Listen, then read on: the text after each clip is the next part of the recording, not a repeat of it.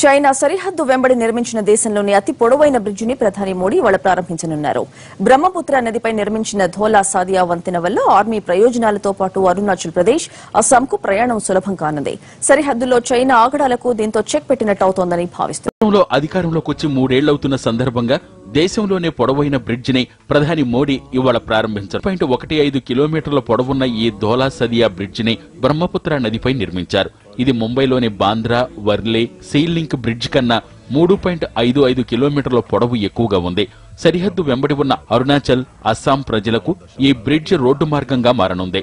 దీనిపై ప్రయాణించడం వల్ల దాదాపు 5 గంటల సమయం ఆదా కానుంది.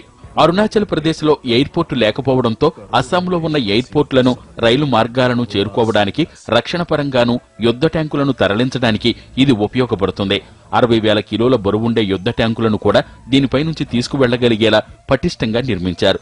950 కోట్ల రూపాయల ఖర్చుతో 2011లో దీని నిర్మాణ పనులు ప్రారంభించారు. భవిష్యత్తులో చైనాతో యుద్ధం వస్తే ఈ ప్రాంతం నుంచి రక్షణ పరంగా ఆయుధాలను, ట్యాంకులను వేగంగా సైన్యానికి చేరవేసేందుకు ఈ బ్రిడ్జ్ ఉపయోగపడనుంది.